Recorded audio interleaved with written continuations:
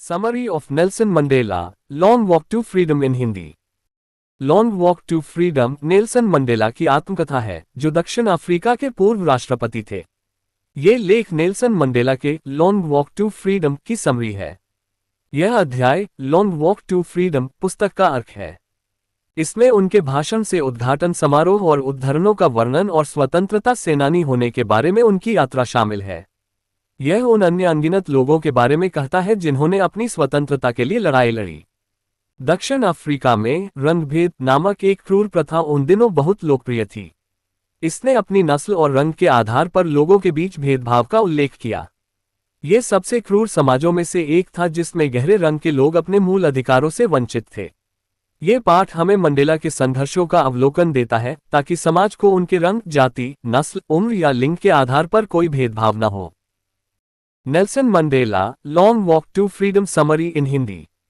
Nelson Mandela द्वारा a long to freedom दक्षिण Africa की स्वतंत्रता के संघर्ष के बारे में है। 10 मई 1994 को नेल्सन मंडेला ने दक्षिण अफ्रीका के पहले अश्वेत राष्ट्रपति के रूप में शपथ ली, और इसलिए यह एक नए जमाने का लोकतांत्रिक देश बन रहा था।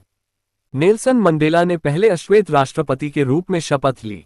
विभिन्न देशों के कई गणमान्य व्यक्ति सबसे महत्वपूर्ण दिन का हिस्सा बने थे। मंडेला ने अपने भाषण में उन सभी गणमान्य व्यक्तियों को धन्यवाद दिया। मंडेला ने अपने देशवासियों को आश्वासन दिया कि उनका देश कभी भी एक दूसरे के समान दमन का अनुभव नहीं करेगा। लोकतंत्र दक्षिण अफ्रीका में स्थापित किया गया था और इसके परिणामस्वरूप बिना किसी भेदभाव के सरकार की स्थापना की गई थी। दक्षिण अफ्रीका के लोगों ने उस दिन के प्रतीक के रूप में 2 राष्ट्रीय गान गाए। मंडेला ने याद किया कि इस आंदोलन का कारण ये था कि श्वेत लोगों द्वारा काले चमड़ी वाले लोगों का शोषण किया जाता था। उन्होंने कहा कि दक्षिण अफ्रीका के लोगों का इस तरह का दमन कई सितारों की उत्पत्ति है।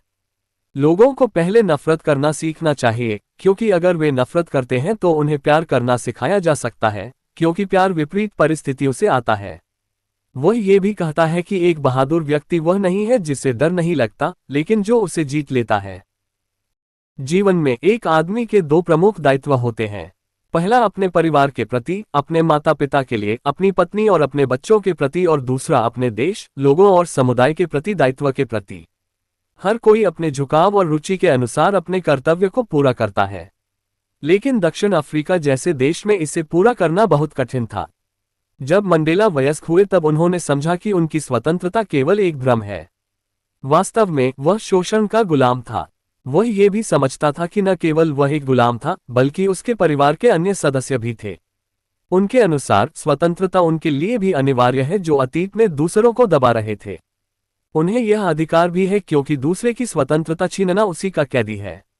इस प्रकार उत्पीड़क जितना ही एक कैदी होता है, अत्याचारी भी स्वतंत्र नहीं है।